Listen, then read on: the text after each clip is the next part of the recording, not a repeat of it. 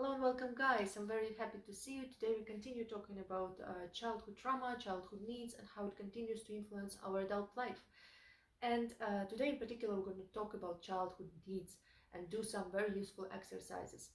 But before that, a small disclaimer. I want you to understand that making this kind of video format lectures, it's very, very difficult to uh, give methods that will work for everybody absolutely in all life circumstances. It's very important to know. So if you feel that something doesn't feel right for you, if you feel that something is harmful for you emotionally, please stop and don't do this exercise, because it's not supposed to feed everybody. And also, if you have any kind of suspicion that you might have mental health problems or any kind of disorder, please first get diagnosed with a psychiatrist. And in my videos, I will be talking about, like, for example, today we talk about methods from chemotherapy. And then if you know your diagnosis, you can go online and Google, like, does chemotherapy work for bipolar disorder? If it does, you can stay in this video. If it doesn't, then it's maybe not useful for you. Okay, so these were like important disclaimers. And now let's begin talking about our childhood needs. It's a very useful and deep topic, so prepare yourself. Prepare maybe an hour of your time, or maybe more, or maybe you can do this exercise in several sets. And also, if you did our autobiography exercise previously, it will be very, very useful if you have this coherent autobiography and your childhood narrative nearby when doing this exercise about needs. It's very useful to unite these two and to analyze which needs were met and which were not met depending on your childhood period. Okay, let's talk about childhood needs and what is the approach of chemotherapy. Of course, our mental health conditions, they are not formed just because somebody didn't meet our childhood needs. There are a different complex of factors that influence our mental health. First of all, it's of course genetics and biological factors, then also social factors, like for example poverty or racism or war. All these things can influence our mental health. Then also some psychological factors that, for example, if we went through some child trauma, if we faced some painful events in our childhood, can also influence the development of our mental health.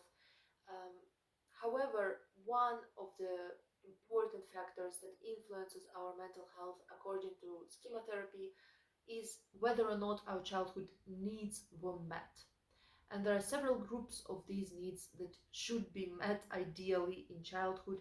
And if they were not met, it's possible that the person will develop different maladaptive schemes of thinking, behavior, and these schemes, they linger and influence our adult life. I won't go into detail about schemes right now. We will talk about them in the future videos. Today we're going to just discuss basic childhood needs and if they were met or not. So now let's begin our exercise. You need a piece of paper and a pen. You need some time. And what you're gonna do, I'm naming different needs and describing what they look like. You pause after each of these needs and analyze, was this need met in your early childhood? Was it met in your just middle childhood? Was it met at your teenage years? Is it met now in your life? Okay, so you ask yourself these questions: early childhood, normal childhood, teenage years, and adult life, and analyze how this need was met or was not met.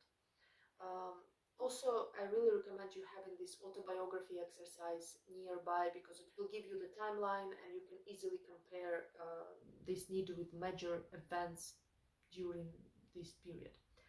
So let's begin. First group of needs are related to secure attachment.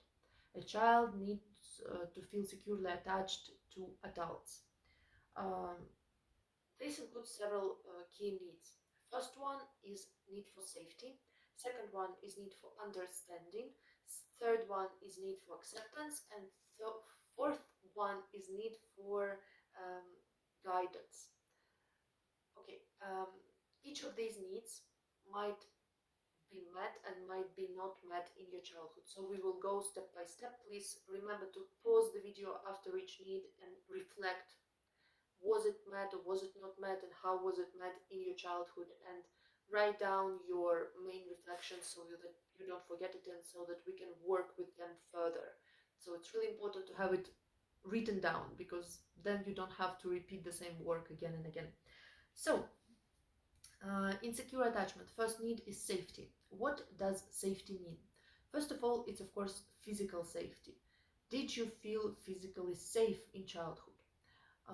Normally, we don't feel physically safe if in our family there was physical abuse, sexual abuse, and maybe poverty, hunger.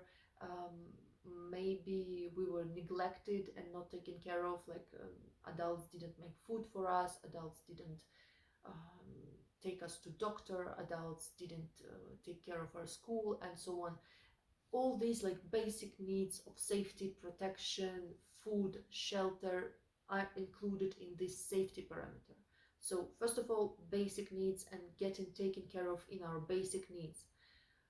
Unfortunately, let's say a child of a parent with addiction might not get adequate help, adequate care, adequate safety and protection, and instead they might be neglected in their childhood and just lived on their own, and adult just didn't care about them enough, or not that adult didn't care, but maybe because of addiction they were not able to care about the child.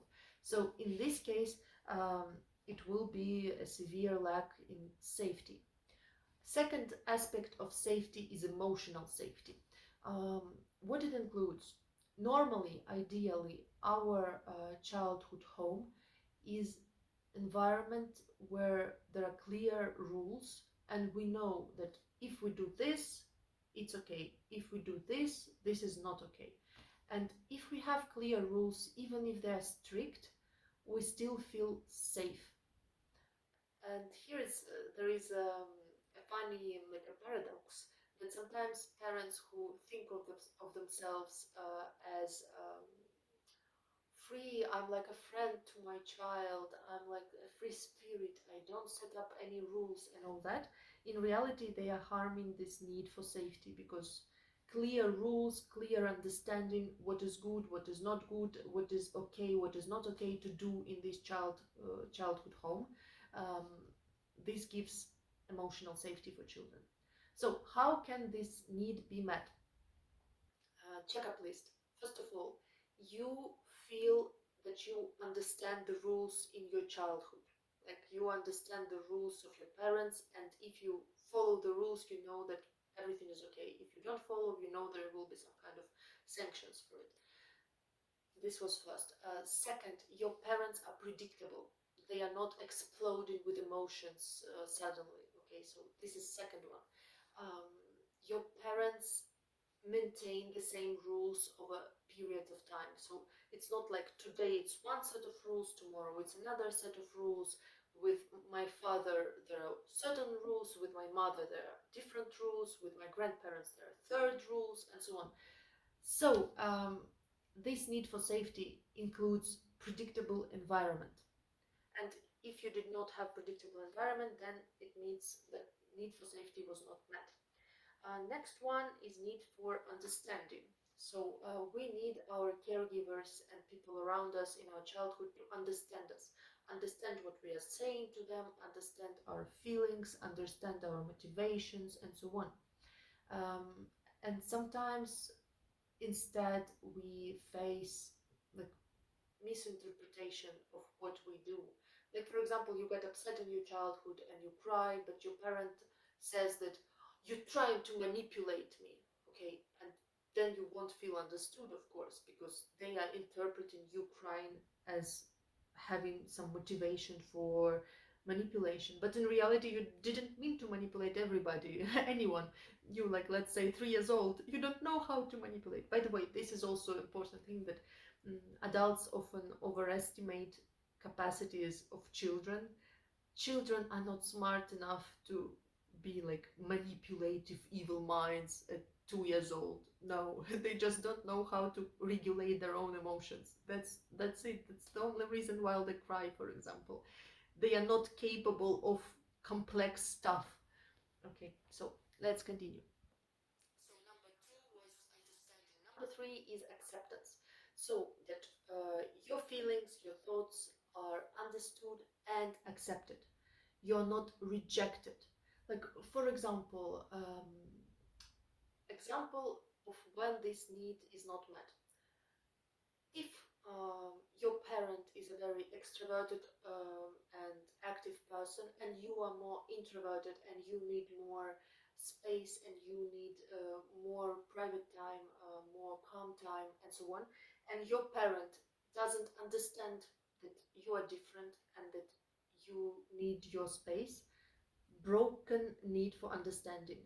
Your parent doesn't accept that you are different from them, that you are just like that because you are like that by character, by temperament. This is broken need for acceptance. So these two basic needs are broken in this case. So need for acceptance, or it can go the different way. Maybe your parent is all calm and introverted and you are extroverted and more active, and they don't accept it. Okay, so it can be different. Bum, bum, bum. Can also, by the way, need for acceptance can get broken when you grow up. Like, for example, when you become a teenager and your parent doesn't accept that you are kind of distancing from them, that you want your own space, that you want your own life, that you want to think about your own things, and so on and so on. This is also need for acceptance that can be broken.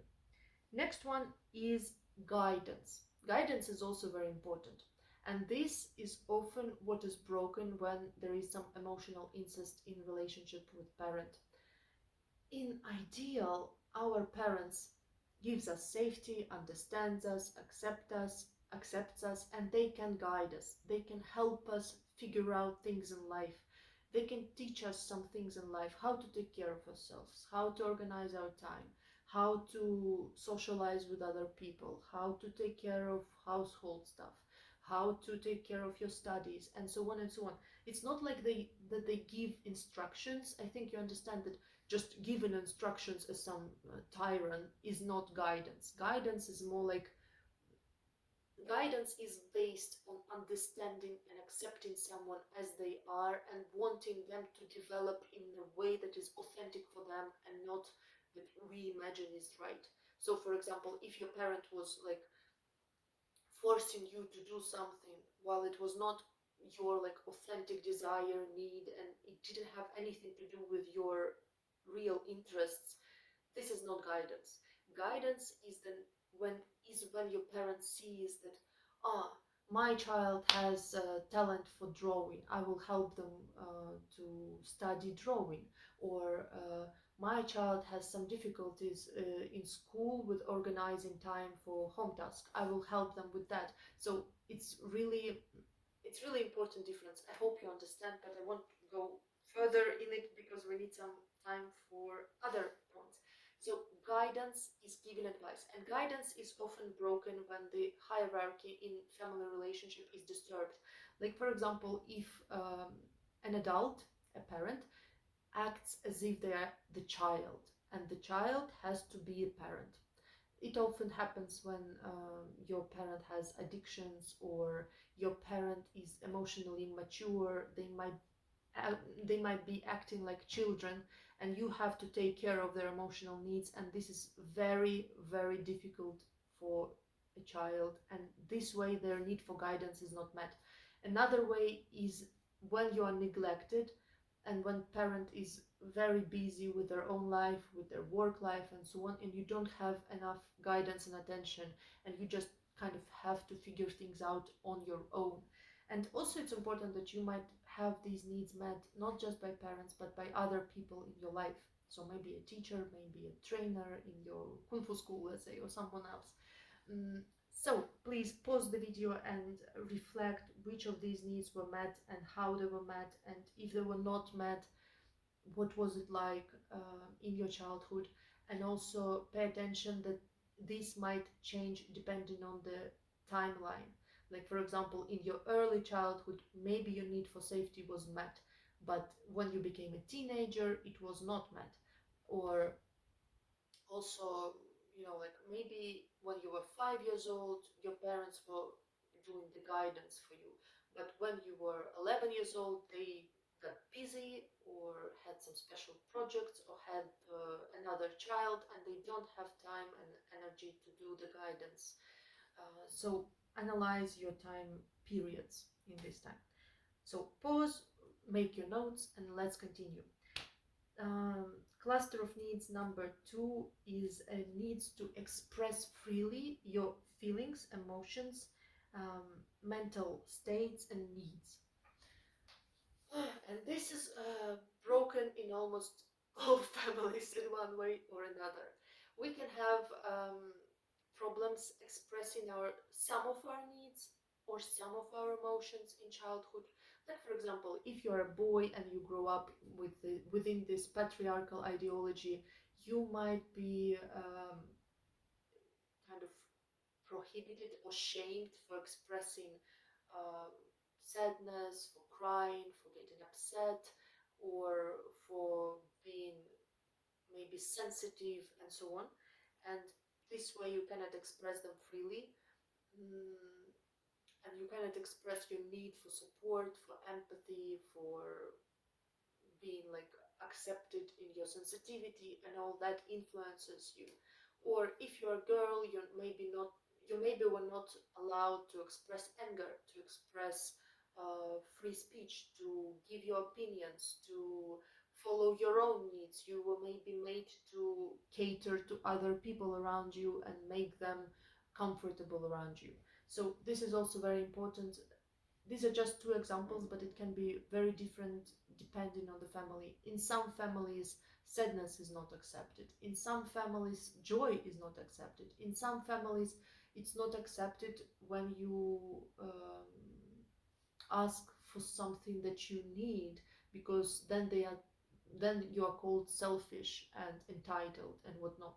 So it's really, really important to take a look at your individual life circumstances, and also to pay attention to these needs depending on your age. Like, for example, you might be able to express your needs in your infancy, like when you were 1 year old, but you are not able to do the same when you are a teenager. So it's really important. So please pause the video and analyze feelings. Was some feeling like prohibited to use, to express in your family or not?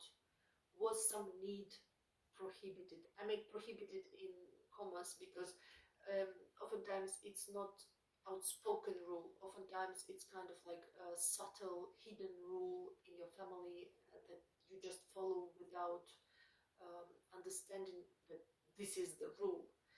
So yes, pay attention to this. Our second key need is free expression of our emotions, of our needs, and of our moods, state, and so on. It's also important not to confuse how to say. Um, of course, parents, they do some kind of discipline work and so on, and they can tell you, like, for example, I understand that you're angry, but please don't bite me. It's painful. Um, However, this will not be like prohibiting the feeling, okay, or prohibiting free expression of the feeling, because parent can suggest other things. Let's just beat the pillow, for example. Let's just jump. Let's just, I don't know, shout or something. This way, helping you to express your feelings in a more constructive way, okay.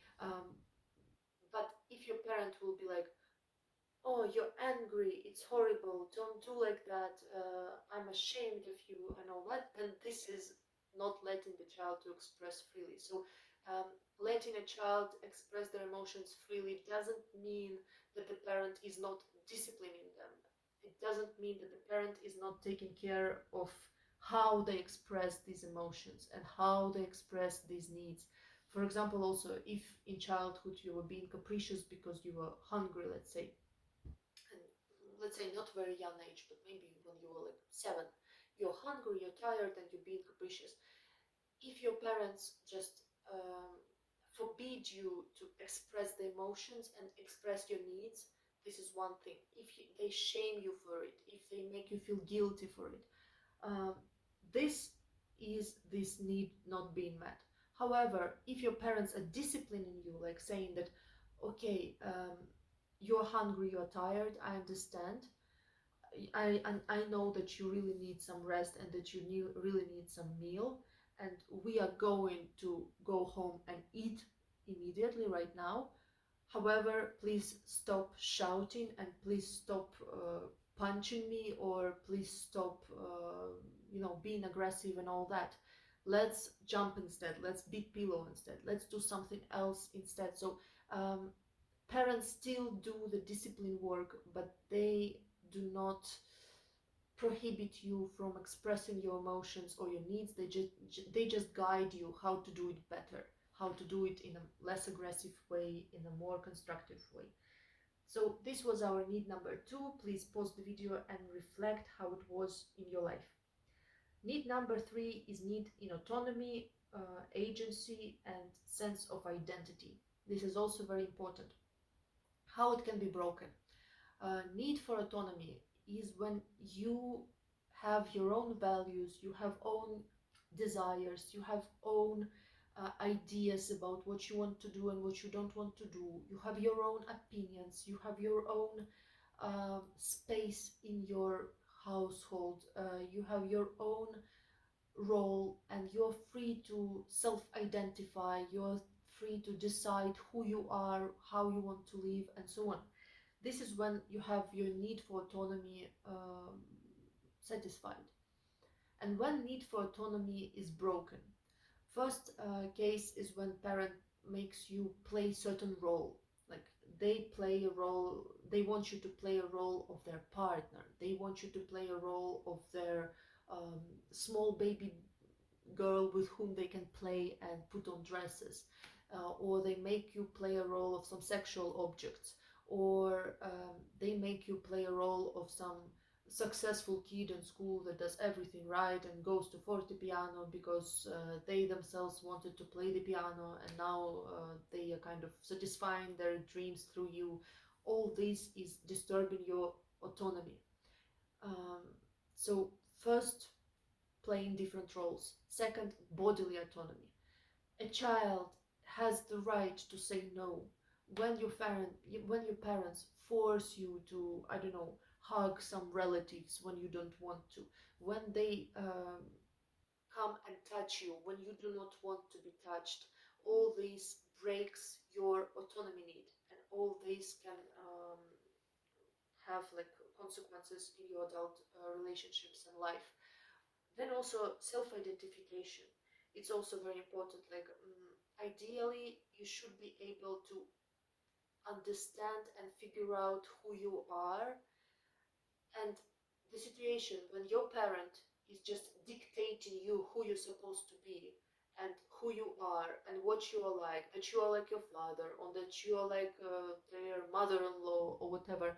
This way they are breaking this identification need. And the last one is competence and agency. What it means, it also can be called a need for mastery.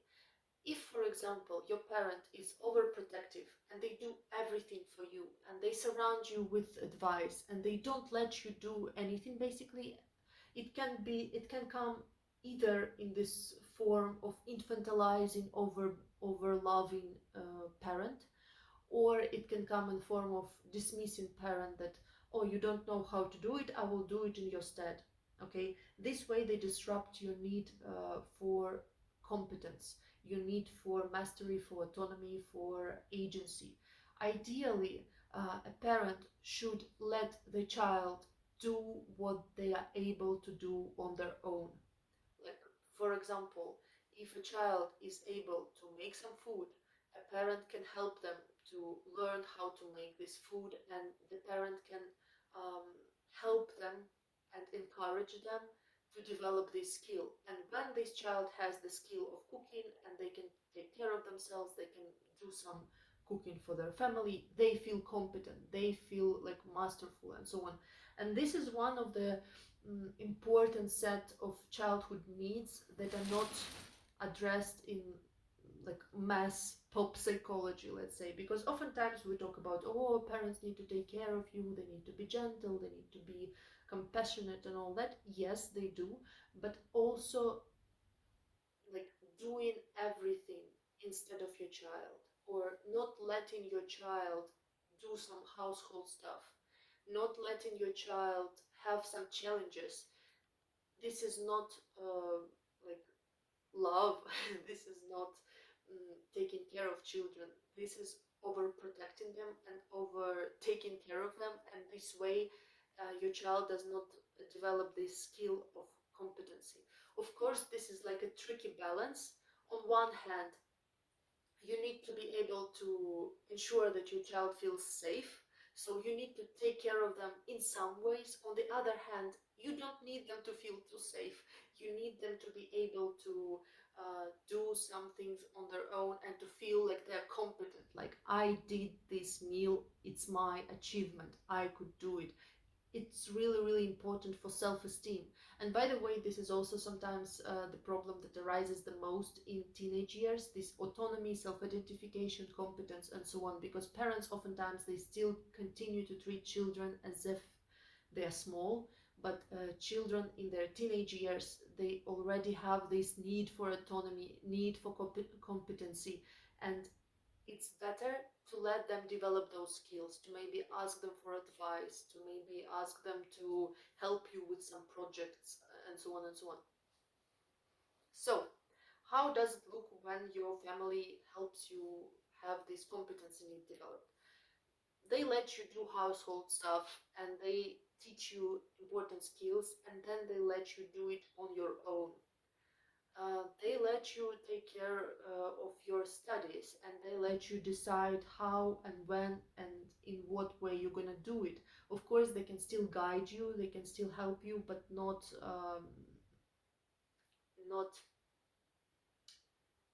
like completely overtake the power in this aspect. And this is extremely important for self-esteem, like extremely important, extremely important. And like neglecting a child or overprotecting a child both have very negative influence on this child, and it becomes more complicated for parents because children are all different. So for some child, letting them take care of their studies at a certain age might be cool, they might be able to do it, but some children are not able to do it, and they need more guidance, they need more protection, they need more advice from their parents. So it's really tricky balance, but you get it. Our third set of needs are need for autonomy, need for self-identification, and need for competency or mastery or agency. Like, I am the acting person, I am the actor in this family, I'm not just passive baby in this family, I'm active. And oftentimes in cases of emotional incest, these needs are broken so in so many ways. Like need for autonomy, when the parent wants you to remain small and to remain the small child so that they can continue being in this codependent relationship with you. Or need for competency, when your parent is doing everything for you and you cannot do anything and feel competent about it. Or many other examples, but these needs are very, very important, and they especially become very important in teenage years. Oftentimes when we talk about childhood trauma, we talk about childhood, but actually teenage years are equally important and are equally essential, and we need to take a look at them. And oftentimes your like trauma or maladaptive schemes can come not from your childhood but from your teenage years. For example, in your childhood, parents were taking care of you and everything and accepting you and all that, but in your teenage years they didn't want you to grow up, they didn't give you autonomy, they didn't want to see you competent. Instead, they wanted you to stay small and codependent with them. It's just one example. There can be a numerous, a huge, huge amount of different examples. So please pause the video now and think about this third need: autonomy, self-identification, agency, competency, all that, and how it was realized in you different. So our fourth group of need is need for spontaneity and playtime. This is really important. Like, if your need for spontaneity and playtime was consistently met in your childhood, then you could play, you can sing, you can dance in front of your parents. Your parents also can be playful. And this, by the way, oftentimes comes with those parents who um, do some emotional incest when they play as if they are your friends. Sometimes this comes that when they are both playful with you and you are playful, they are playful, and so on. This is also a very important need. And what I want you to understand is that in the same person, in the same past, you can find that some of your needs were met very well, and some of your needs were met poorly. Like, for example, if you have a very strict parent, then the need for discipline may be met. But if you have this strictness, then maybe you didn't have enough playtime, enough self-expression, enough game time, enough playing, dancing, joking around, just moving freely with your body, with your emotions, and so on. So this is also a very important need, and it's normally broken when your parent is trying to force you to behave a certain way, trying to make you, maybe shaming you for your body or for your looks or for how you are expressing yourself, and so on. So all these can stop you from having this need for spontaneity and play. Also, parents, they kind of set up a role model. Like, if they themselves can be spontaneous, if they themselves can be playful, then you kind of learn it from them. So, and this need for spontaneity and playfulness, it remains not only in your early childhood, but also in your like usual childhood, in your teenage years, in your adult life. So you always have this need for spontaneity and play, and it's really important. It's just as important as all the other needs, but I hope you understood this need in particular and doesn't need future clarifications. So please pause the video and reflect at what periods of your childhood and how this need was met. Did you feel free to be spontaneous? Did you feel free to be playful? Next one, number 5, need for realistic borders and self-control. This is something that really suffers when a child is neglected and when a child is overprotected, over taken care of, and all that. And from this oftentimes rises some kind of narcissistic traits, because if you were not taught that there are certain borders that you cannot cross, if you were not taught that you need to self-control, if you're not taught to take into consideration other people and their feelings and emotions, if you were like this little star golden child in your family, it's likely to that you have some narcissistic traits in your adult life after that. So of course not in 100% cases, but still. So how does it look? As I told you before, disciplining a child doesn't mean that you are abusing them or forbidding them something. Disciplining a child should be combined with this safety, acceptance, and all that. Like, for example, I understand that you're angry, but in this family we don't swear when we are angry. Please express your anger in more like normal terms, okay? Or I understand that you're angry, let's just jump or beat a pillow or do something like that, but don't beat your sister. This is not acceptable. In this case, the parent is at the same time kind of normalizing the feelings, but also setting the boundary that this is not acceptable in our household. This is fine and this is not fine. Yes, and if you do not do this, this is oftentimes what is going on with golden child. Like, you know, in my emotional incest video I talked about like different children and their roles in the family. There is this scapegoat child who is blamed for everything and who is the bad one, and there is this golden child, and we oftentimes see it in the same family, that for example their son is their golden child and they let him get off with anything. Like, he can be lying, he can be stealing things, he can be beating someone else, he can misbehave in completely different ways, but they still praise him and still find him wonderful. And there can be the scapegoat child who gets mistreated in many ways for nothing. So, need for borders and self-discipline is very, very important. And oftentimes, you know, there is this idea some parents have that if they discipline their children, they damage them or they scare them and so on. But in reality, it helps children. It helps them, first of all, be more adaptive to society outside.